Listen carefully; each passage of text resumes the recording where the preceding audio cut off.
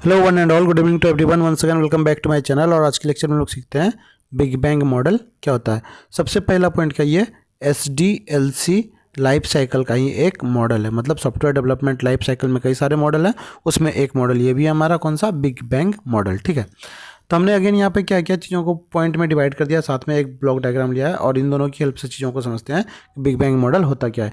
ये लार्ज और कॉम्प्लेक्स नहीं है, बहुत ही छोटा है और स्मॉल है। तो आइए एक एक करके हम लोग समझते हैं। तो पहला पॉइंट हमारा क्या बोल रहा है, not have a defined process. इसका कोई डिफाइंड प्रोसेस नहीं होता है। मतलब पहले जैसे हर में होता है क्या, रिक्वायरमेंट गैदरिंग, फिर एनालिसिस, फिर जो है डिज़ाइन, डेवलपमेंट, इस तरह करके चीज़ें बढ़ती है एक एक करके, जैसे वाटरफॉल मॉडल में हम लोगों ने देखा था। यहाँ पे कोई भी खास डिफाइंड प्रोसेस नहीं होता है कि पहले कौन सा स्टेप फॉलो होगा फिर कौन सा स्टेप होगा, ऐसा कुछ भी नहीं होता है। दूसरा पॉइंट हमारा क्या बोल रहा है, not required much of planning and scheduling. जब इसमें डिफाइंड प्रोसेस नहीं है तो ऑब्वियसली हमारा क्या होगा, प्लानिंग और शेड्यूलिंग भी बहुत ज़्यादा डिफिकल्ट नहीं होगा। ये भी, इसमें भी बहुत ज़्यादा एफर्ट हमें नहीं लगाना पड़ता है। किसके लिए, not required much of planning and scheduling. तीसरा पॉइंट क्या बोल रहा है, used for small project only. ये छोटे प्रोजेक्ट के लिए बहुत काम में आता है। जैसे मान लीजिए आप कोई फिल्म आने वाली है तो उसका प्रमोशन हमें करना है, उसके लिए एक वेबसाइट बनाना है, तो ये बहुत ही छोटी प्रोजेक्ट है। तो ऐसे प्रोजेक्ट के लिए क्या होगा, हम लोग इसको यूज करते हैं, used for small project only. ठीक है, अब आगे बढ़ते हैं।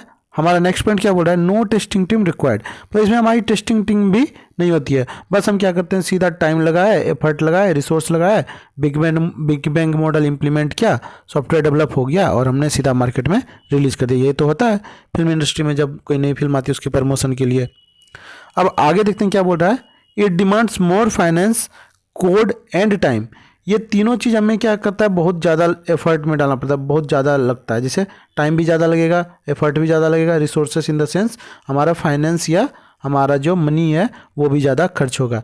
इसीलिए हमें इसको ना बहुत कम लोग इंप्लीमेंट करते हैं इंडस्ट्री में। इंडस्ट्री में बहुत नाम मात्र के बराबर ये यूज होता है, लेकिन एक मॉडल है, हमें पढ़ना है तो हमें तो पढ़ाई करनी पड़ेगी।